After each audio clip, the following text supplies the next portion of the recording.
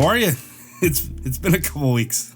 Welcome back. In today's video, I thought we'd get into a topic that some of you have asked about in the past, exposure stacking, or more specifically, what I mean by exposure stacking for noise and how I do it. So I'm going to show you how we go from an image like this, one that has lots of noise and we're starting to lose some detail because of that noise, to an image like this, an image that has drastically reduced noise and much more detail, an image that's a much better starting point for any further editing that you'd like to do. And the best part is this can all be done without dedicated and often very expensive noise reduction software. Now, just to make sure we're all on the same page before I dive in, for those of you that don't know what I'm talking about when I'm talking about exposure stacking to improve noise, the basic idea is that you take multiple exposures over and over of the same scene, taking care not to move your camera, and then when you get these images back to your computer, you stack them together to create a single image. Now, there are various kinds of stacking. You have focus stacking. Exposure blending is essentially a type of stacking.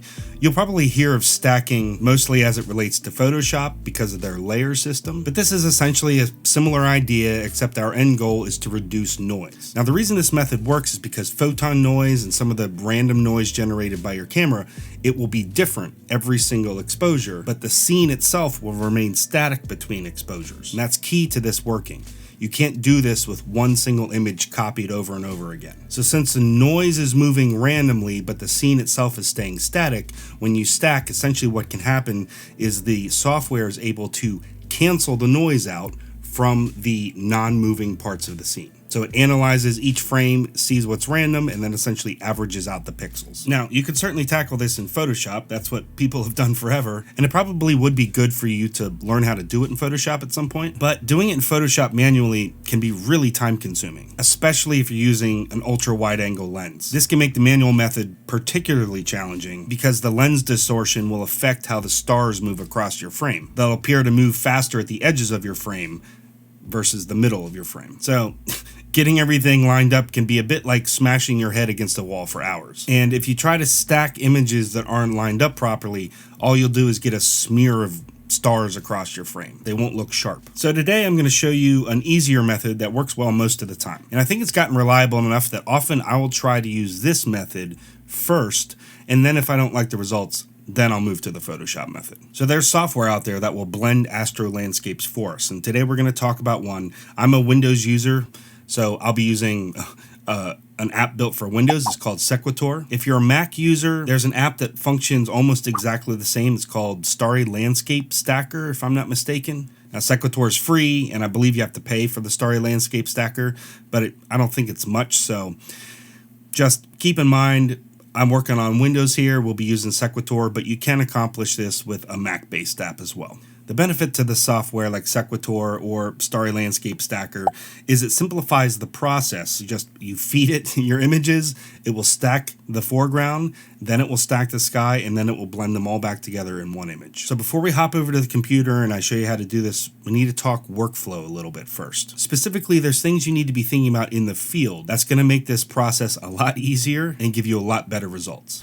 So the first thing to consider, and I alluded to this earlier, is that for best results, you need everything in each image to stay precisely the same. So don't move your camera at all and use all the exact same settings. So the same aperture, the same shutter speed, the same ISO. Now, an additional little thing to think about here is something that you might not think of a whole lot if you're a RAW shooter, is that in this particular case, you're going to want to set a manual white balance. Normally, if you're just firing off single images in your photography, you don't really need to care about white balance that much. You can just set it to auto and then fix it later. But in this case, you're going to save yourself a ton of trouble if you dial your white balance manually into the camera first so that you don't have to adjust it individually on each and every single image to try to get all the images to match. Now for me, typically what I'll do is I'll just use sunny white balance or set it to 5500 Kelvin. Some people like it a little bit cooler because it helps them when they view it on the back of the camera to kind of get an idea what it might look like in the edit. It's not really a big deal what you choose, so long that you choose something and stick with it. The next thing to consider is the quantity of images you take. Now for best results, you're always going to want to take groups of images in multiples of 4. And this is because of the mathematical relationship between noise and signal. When you're stacking images in the software, noise increases at the square root of the value of the signal. Or a more user-friendly way to say that is every time you quadruple the number of images, you reduce the amount of noise by half. So you want to make sure you have some multiple of 4. So 4, 8, 16, 32 images, etc. Now personally, I tend to go for 16 images. If you start taking too many images, then it takes you a couple minutes to get all those images and the stars are moving through the frame too much, and so they won't really line up anymore. And I found personally that 16 images is pretty much the sweet spot for still being able to get sharp stars and the best noise reduction possible for that time frame. Now, if you're a deep sky astrophotographer, some of these guys take thousands and thousands of images over the course of multiple nights and will blend them together later, but we're talking about trying to get one single image for an astro landscape where there's foreground and sky in the same frame. All right, so that's the workflow for when you're out in the field capturing the images. So let's hop into the computer now and I'll show you how I would process these images to reduce noise. Now, I'm not going to do a full-blown editing, cradle to grave of an astro landscape image. Right now, we're just worried about reducing the noise in the image. So let's hop over to the computer here. All right, so the first thing I'm going to dive into here is preparing your files. Now, when you downloaded Sequitor, you probably noticed that Sequitor can process raw files. And normally when I'm photo editing, I like to work with the raw data as long as possible during the editing process and have as non-destructive of a workflow for as long as possible. And if you're a fan of non-destructive workflows too, you might want to learn the more complicated Photoshop method of doing this, because you'll be able to stay non-destructive for longer. And just to be clear here, when I say non-destructive, I mean working with the raw data. A destructive workflow is when your edits and a gamma curve and some compression is already baked into the file and you can't undo that later. Now, that said, when we're using Sequitor, I'm going to pretty much start off right away with a destructive workflow. And part of the reason for that is just a limitation of Sequitor itself. It can only export in JPEG, which you don't want to use, or TIFF files, which is what we're going to use. Now, TIFF files are great for schlepping large amounts of data around between program and program. Or if you want to print your files, a lot of times the print lab will require a TIFF file, has the most amount of data. You can even bake layers into it. But one problem with the TIFF file is that it's not a particularly great file for editing. You can't push your exposure around as much or the colors around as much before things start falling apart. So what we're doing here with Lightroom is we're going to process these files while they're still raw and make as many adjustments as we can with the raw data before using Sequitor, as opposed to starting with Sequitor processing the raw files, because then we won't be able to make a lot of these adjustments very well later on. All right, so we're starting with Lightroom, and what I'm going to do here is I'm going to get the image files close. They don't have to be perfect, but what I'm trying to do is especially work on the exposure and the colors before I send it to Sequitor. Now, if you follow my earlier advice and you've kept everything locked off, your exposure, your white balance, your focus, everything, this process should be pretty easy for you. Now, you can copy settings between images a couple different ways. Either you can, make an adjustment, copy, and then pick the adjustments you want to make. Or in this particular case, what I like to do is, since I already know I want to make all the exact same adjustments to all these images, I'm just going to hold shift here and highlight all of them and turn this sync on after I reset that image. So now what'll happen is any adjustment I make to one image, that adjustment will happen exactly the same way to all the other images. Now, one weakness to using this method is if you're a person that will forget to turn this setting off later, this setting will apply in perpetuity until you turn it off for any other images you edit. So if you're going to forget, just do the old copy paste method. And another reason you might not want to use this auto sync is if you're using an older computer that struggles with photo editing a little bit, then keep in mind these edits are being applied for every single image at the same time, so your computer might struggle a little bit. But I'm just going to turn on auto sync to make this easier to show. So I'm just going to start off here. I'm going to bump up the brightness. I'm going to lift up these shadows here quite a bit. Man, I might go all the way to 100 and even pull up the blacks a little bit. What I'm trying here is to normalize the brightness value of the image. Try to get as much of it within the histogram as possible and kind of have the bulk of the data living around the bottom portion of the midtones, maybe upper part of the shadows. I want the image to be dark because it's nighttime, so I don't want it to be unrealistic. But at the same time, I need to pull out as much information of this raw file as possible for Sequitur to work with. And I can always push those shadows back down later. All right, so next here, I'm going to try to fix my white balance a little bit. Now, I personally, for, astro landscapes, I like my images to look a little bit cooler. So I like the blue and the purple tones. Some people really like the crazy orange colors. That's not my style, but if you do, you can obviously change your white balance in a different direction. So for me, I'm just looking for I do want to keep some of the warmth here in the core. So I want to be careful not to go too blue. And I might push up these magentas here a little bit just to pull in a little bit of, there we go. I like that. So I don't really need to do too much here. It's pretty much, just that. Actually, let me check these stars. So one thing you do want to be careful of here is you don't want to lose color in the stars. You see some of the stars, we got some purple here, some red in there. If I push that exposure too far, you can see here, I just come up here and click on the highlight clipping here. You can see that some of those are clipping. So I might pull my highlights back a little bit, try to recover some of that. Another good thing to do is play with your white slider. So if you're worried about clipping, then you could, always pull this back. Or if you want to kind of increase contrast in the sky and part of the foreground right off the bat, depending on what your scene looks like, of course, you can push these whites up. And of course, you have to be careful. I'm looking up here at my clipping mask or clipping warning, and I'm definitely starting to clip. So I'm just going to pull that back a little bit. Now, one thing you're going to notice, because I pull up these shadows so much, you're definitely going to see some noise. You might be tempted to try to hit that noise reduction. Don't. Remember, we're stacking. The stacking is what we're going to rely on to take care of the noise. We can always add a little extra noise reduction later if we want to.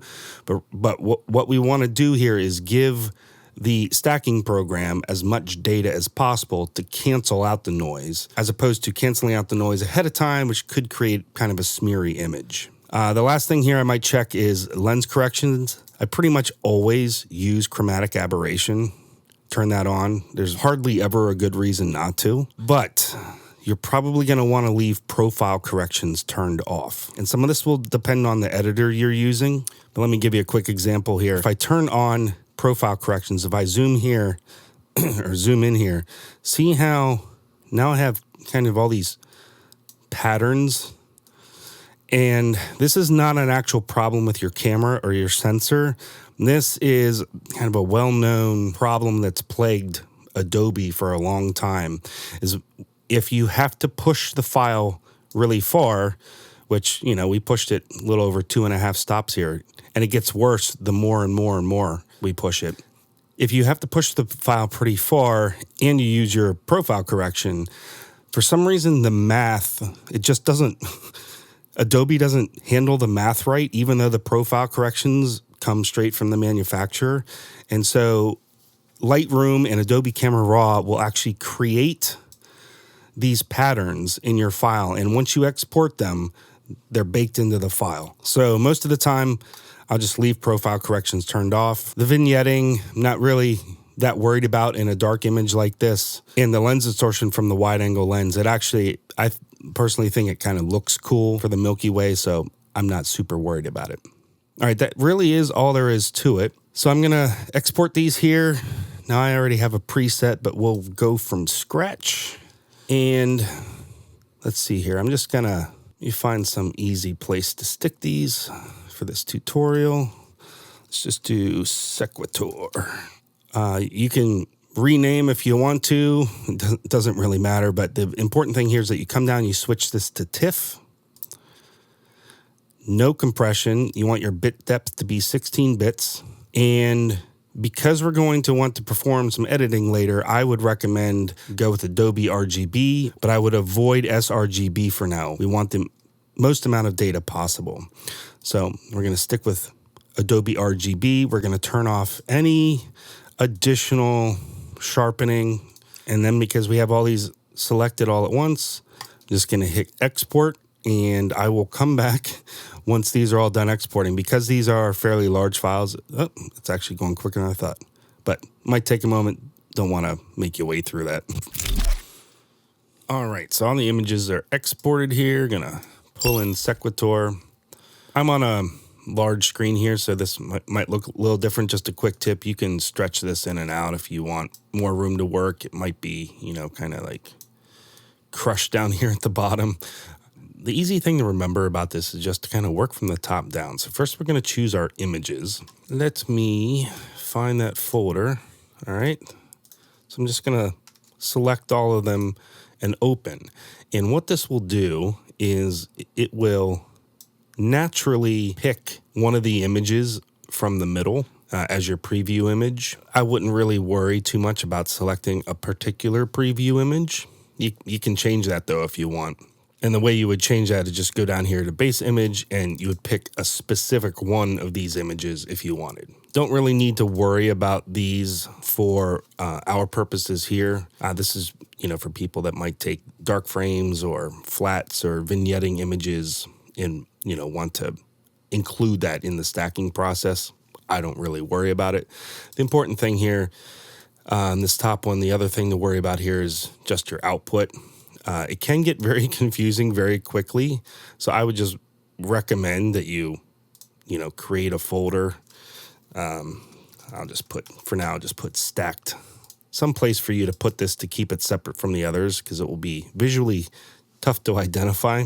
And obviously I need to create a name. So I'm just going to call this stacking tutorial. There we go. All right, now when we get down here, this is the part that I find tends to confuse people a little bit.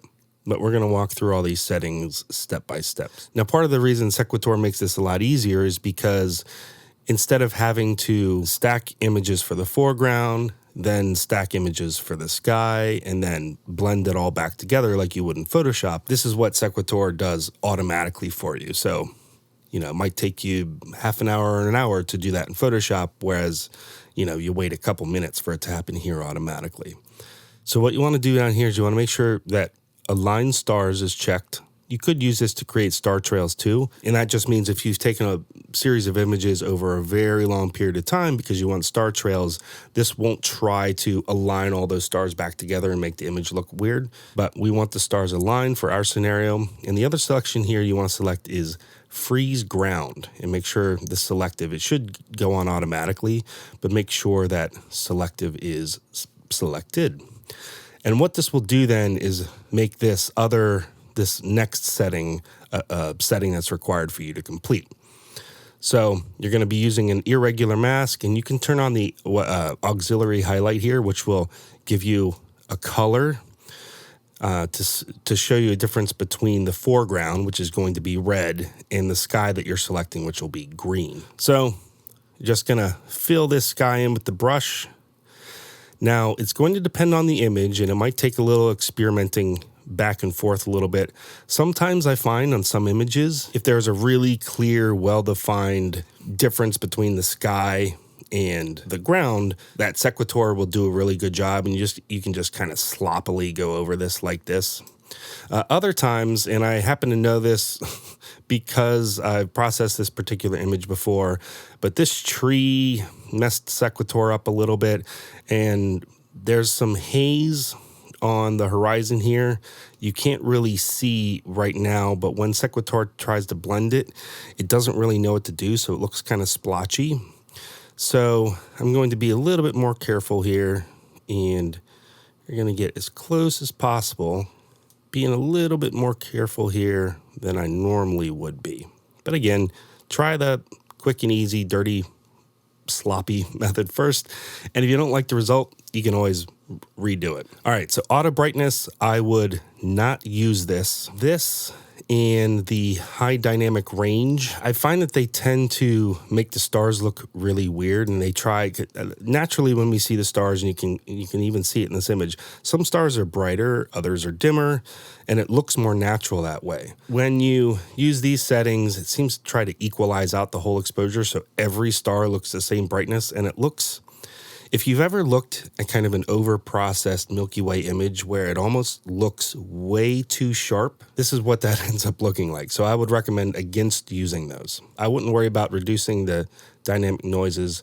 I am going to want to come in here, though, and change this from auto to complex. I don't know why Sequitur does this, but if you double-click on it, it will switch. It'll allow you to switch between complex and tele. Obviously, tele is if you have a telescope or a long range, but the complex here is better for wide-angle lenses. And most of these things you notice here, if I'm hovering over it, has little tool tips. So if you ever forget, then just hover over something. It should, most of the time, give you kind of a description of what's happening here. Reduce light pollution. I'm going to not use that. I think it ends up looking pretty janky. Now, this enhanced starlight one is one that I will sometimes use. This, again, if you enhance the starlight, kind of like the auto brightness setting, it will make the stars look a little too normalized. But I do find in some cases that if I turn this on and I turn this effect down so it's not strong, so it's not fully weak, but, you know, maybe the middle or a little bit lower than that, that sometimes it can look good depending on the image. So this is one that you can mess around with. Sometimes what I'll do is I'll run through this whole process. I'll export it with it off, and then without even changing anything apart from this, I'll turn this on and then immediately export it again. So I have two side by side to compare. So for now, I'm going to leave this on or off. I'm sorry.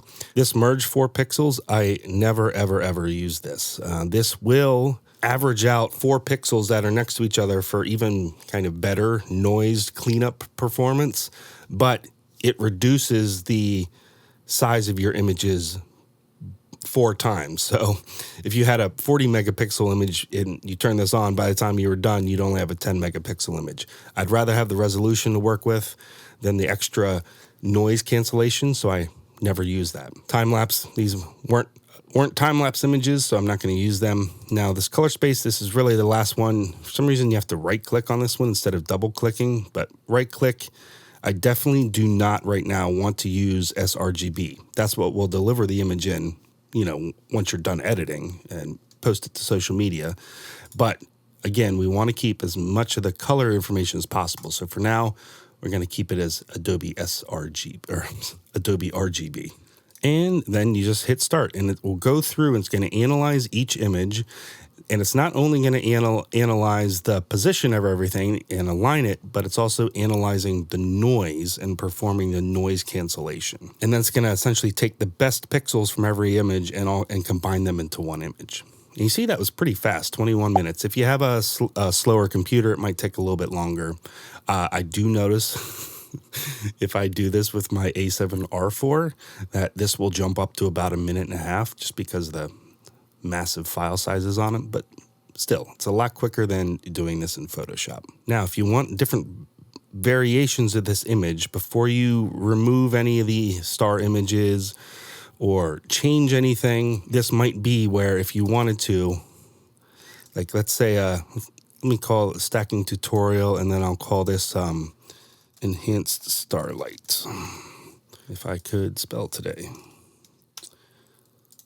And then I would just come in here, turn this setting on, and just hit start all over again. It will, you know, it remembers the settings until you exit out. And speaking of, if you need to do this on a series of files you've edited, so you have 16 files for one image and 16 files for another, 16 for another, etc., and you just want to change the images that you're using and use all the same settings to speed up your process, Sequitur does not make this obvious, but all you need to do is right click and you can either remove one image, or if you right click up here on the star image heading, you can click remove all and boom, it starts your images from scratch while all the rest of your settings stay the same. So you will need to make sure that you change your output when you're done so you're not overwriting the same file.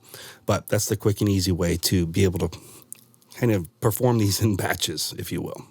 All right, so let's see our end result here. So notice how much cleaner this image looks, for instance, than this image. That's not perfect, but it's a lot cleaner than it was. So you're never going to get rid of every single bit of noise, but you can drastically reduce the amount of noise this way. Also, here's the difference between the regular Starlight and the enhanced Starlight. It's subtle, but I do find that to be a good thing. It kind of gives a slight sharper look, but if you did it all the way at the high end, it looks really fake and artificial. So that's up to you, and you can always sharpen this later in your photo editing. But now we have a file that we can start editing, and what I would do is I would import this folder into Lightroom just like the rest of my images, and either edit it there or perform some initial tweaks and push the rest of the editing onto Photoshop if I needed to do something like luminosity masking or something like that. But now we have a much cleaner file and we're ready to edit. I'm not going to walk through a full-blown edit in this video. I just wanted to show you the steps for getting cleaner images. If you're interested in how I edit my Milky Way or astro landscape, I guess is a more accurate way to say it, images, let me know. I can do a video on that in the future. Now, a final tip I just wanted to mention here, because I imagine some of you might ask this. If you are doing a panorama and stacking at the same time, so this is a more complicated scenario, but make sure that you take all your images for each panel of your panorama at the same time. So you take one panel, 16 images, move your camera, 16 images, et cetera, and make sure you stack those, process them for the noise first before merging into your panorama. So if you notice here, I have subfolders for each row. So I've got my images for one panel, then for the next panel, then the next panel, etc. And then what I've done is I've the same process I showed you, exported. Just make sure you keep track of them, and then stacked each separately, and I got all of these images. So in this particular case, I got 7 images for the first row and 7 images for the top row, and then, blended them together in a very high resolution. It's going to need a very high resolution panorama image. All right, so now you've got your image into a spot where you're ready to do your normal post-processing process. And so however you normally like to process Milky Way images, that's what you would start doing now. But hopefully, as far as image stacking for noise is concerned, hopefully this was helpful. And as usual, if something was unclear or you have more questions, make sure you head down to the comments and let me know. Now, if you're wondering what to watch next, check out this video up here. It's the one that Google thinks that you will like the best. But that's gonna be it for me in this video. I'll see you in the next one later on.